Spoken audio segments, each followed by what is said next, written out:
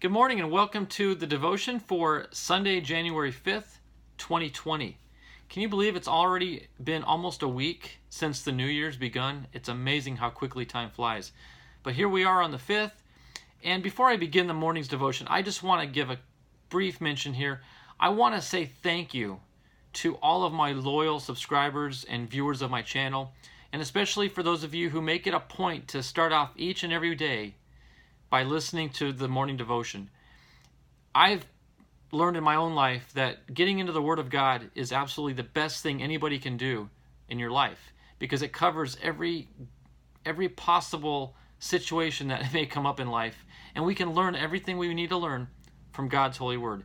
And by you taking the time out of your day to watch me read the devotion, it means so much to me. It lets me know and kind of confirms to me that I am making an impact for God and that I'm doing His service and His will.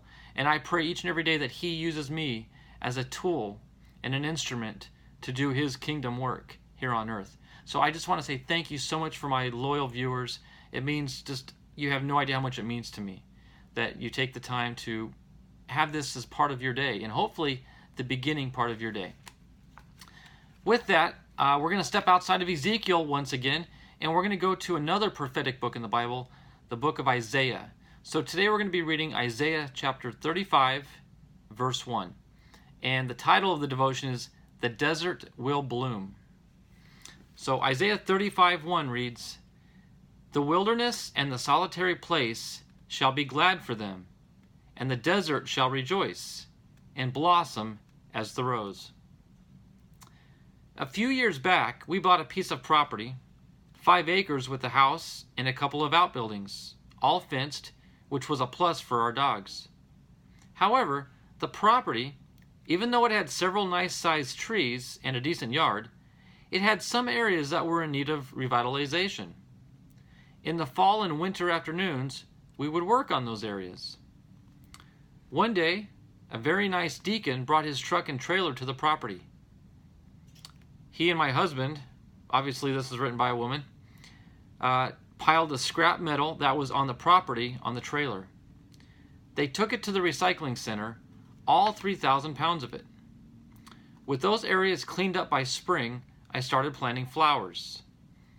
With the determination of a hardened flower addict, I planted pink azalea bushes, sowed seeds of flowering yellow sunflowers, purple zinnias, and planted ajuga, a spreading green and purple ground cover on the banks of the gully.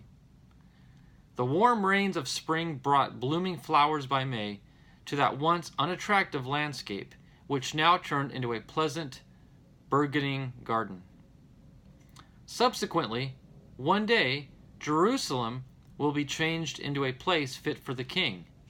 Its beauty will be beyond compare. Its dry and thirsty land will thirst no more and will bloom like a desert after a summer rainstorm. The curse of sin will be lifted from the land. That day is coming when Jesus Christ will occupy His rightful throne in Jerusalem. And our final thought comes from Isaiah 35, verse 2, and it reads, "It shall blossom abundantly, and rejoice even with joy and singing. The glory of Lebanon shall be given unto it, the excellency of Carmel and Sharon. They shall see the glory of the Lord, and the excellency of our God." One thing that jumps out at me in this devotion is how God has the ability to make beauty out of just about anything. We humans have a natural habit and ability of destruction. The world is in a constant state of destruction and decay. Things break down over time. You never take something good, clean and polished, set it outside, and come back a month later and find it pristine and clean. It's always dirtier than it was. It's always decayed more than it was. It's always broken down a little bit more than it was, because over time, things tend to degrade, not improve. However, God's showing us here with this example of how if we plant the right seeds, God can then water them, and He can produce the growth. He can take nothing and create something out of it. He can take a dirty world and he will when he returns again to this world. When Jesus Christ takes the throne in Jerusalem, the world will be plentiful of beauty, of flowers, of seeing that product of the efforts of planting the seeds, so to speak. So we, as Christians and followers of Christ, it's our duty to plant seeds throughout all nations. That's spreading the gospel, that's sharing the word of God, so that that seed may take root in men's hearts and that they may come to know the Lord. And as more and more people get saved and accept Christ, that's like flowers blooming in a garden. More and more people will grow in the family of Christ, and God's family will increase. And then when he returns, he'll have a glorious new earth for us to live on. And what a day that'll be. So I hope this devotion's been a blessing to you, encouraging to you. And again, I want to thank all of you for watching on a consistent basis. I pray that if you do miss a day, that you go back and watch. I've got a playlist that keeps all my devotions in order. So if you miss one, no problem. Just go back and watch it when you have a chance. They're rather short. They don't take too much time out of your day.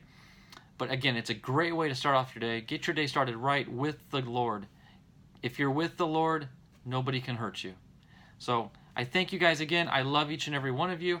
God bless, and we'll see you all tomorrow. Bye-bye.